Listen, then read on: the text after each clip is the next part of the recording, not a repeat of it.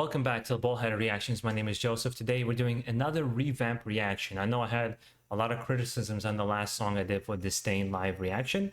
I think it was mainly due to the live performance in general. It might have been not the best one to hear. So I decided to go with a different song that was recommended by you guys called Wildcard, and specifically the studio version. And we're going to do it right now, see what it's all about. Kind of Floor Jensen on the more angrier side. That's kind of how a lot of people describe it to me. So let's get into it. Let's see what we have got. And guys, I am going to be pausing a lot in this video because for my reactions, be able to kind of put them out on the internet and not be copyright claimed, I do have to stop a lot. Not to mention, I don't want to just kind of watch the whole thing and have zero amount of reactions. I want to get you to know what's going on inside. What kind of emotional and logical reaction am I having to whatever I'm hearing? Let's get right into it.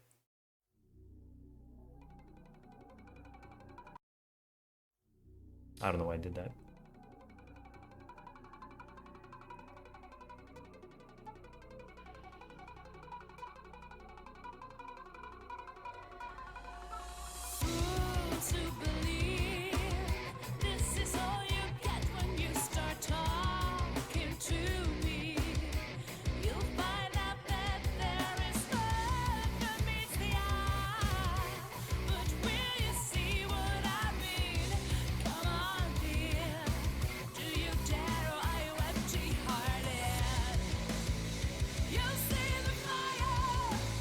Yeah, their production sounds really good. So far it sounds good. I have no complaints. I really like, I mean, I've mentioned it 1,000 times again, but I don't think you guys get bored of that I think her voice is just wonderful.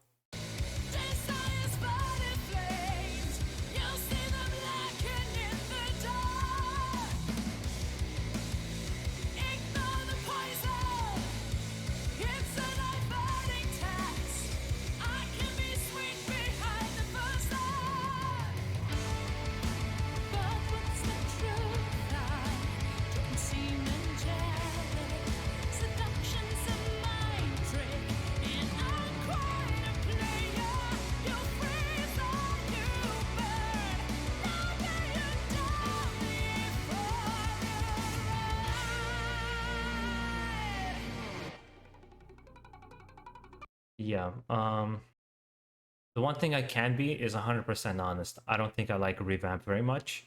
It's not like I'm gonna say that they don't know how to play instruments. They know how to play instruments wonderfully, and she's wonderful in here. I don't think I'm enjoying their songwriting.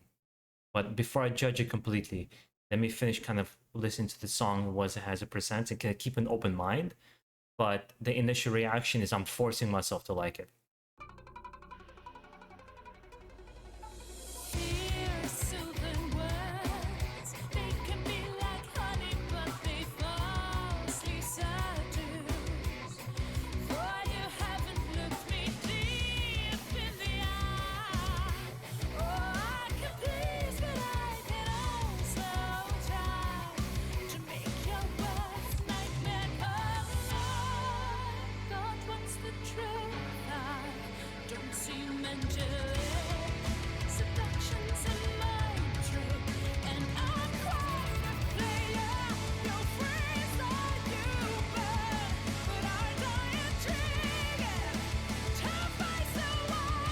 Yeah.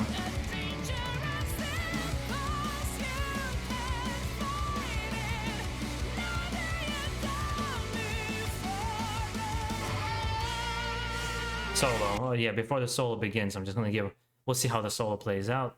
Yeah, I think that the problem I have with the particular songwriting here, it's, to me personally, it's not catchy for how simple it is.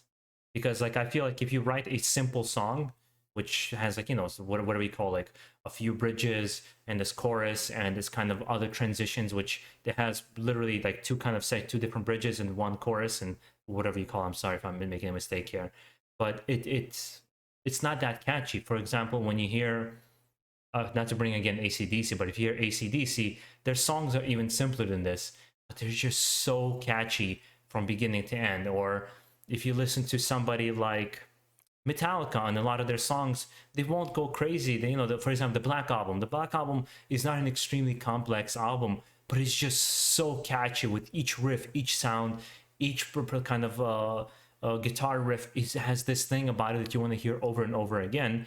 And with other bands, somebody like Ginger, where there's a constant change in the music, and that's the draw. Here, it's just like, it's simple, it's not extremely catchy, they're not really showing any kind of crazy musicianship, so there's nothing for me to honestly grab onto, but maybe the solo will turn me around.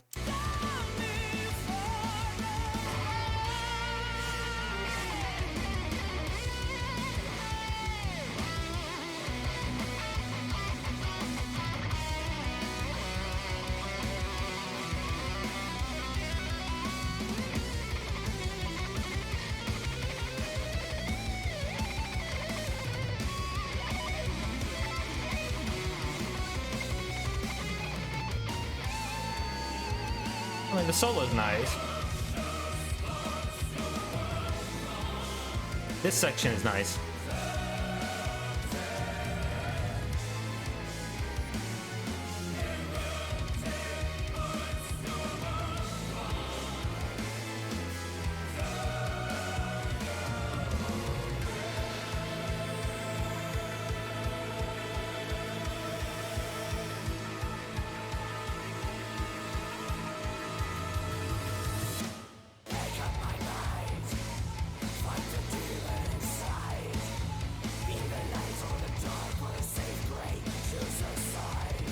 Yeah, I realize some of the things I'm saying, it's going to produce a very emotional reaction from a lot of you guys, because I've already seen it in the comments, either people attacking me for whatever I say, or some of you kind of understand I just have a different point of view. I would say most of you guys are actually like that. You're very understanding, but there's a couple of you who have such a strong reaction to what I'll say, which I'm not, you know, I've been just exposed to ReVamp, so it's like I'm not a fan of the band, so it's almost like I don't have the right to have this kind of opinion. That's kind of the impression I get.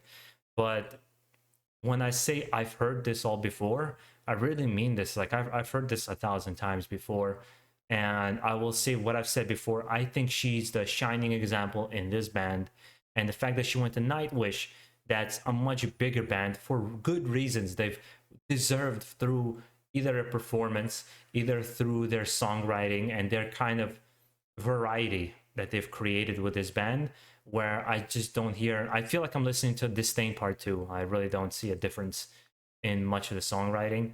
And if I wasn't reacting to this song, I probably would have turned it off halfway. I'll be honest with you guys. And this is, I know this is going to be like a harsh one for a lot of people to hear, because I know a lot of you were excited for me to hear this song, but I am also not going to be just lying to people's faces saying something different.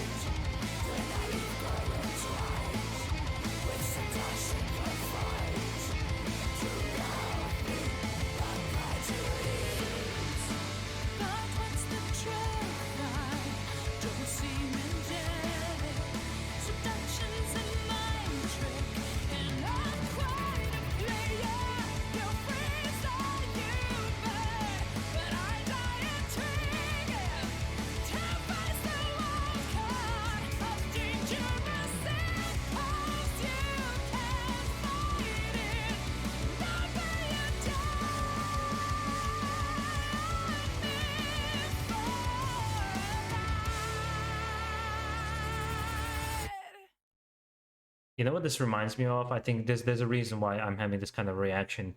This reminds me of like this 2000 era when I was in high school, where those bands like Evanescence, and they came out and they had this very kind of poppy approach to heavy metal with the main lead singer, and they've just kind of exploded, absolutely exploded, and everybody wanted to be like them. You would hear thousands of bands that would just sounded just like Evanescence, and it feels like this was one of them. I'm almost 100% sure. I'm going to look it up really quick to see here when the song was released. See, they don't say it here, but I can almost kind of say that this 2013, yeah. See, so it's like post that Evanescence era. It's like, it's just, it doesn't offer anything new, anything interesting. If you do enjoy this reaction, if you enjoy the honesty and the honest approach that I'm having here, subscribe to the channel for more and enjoy the rest of your day. Have a good one.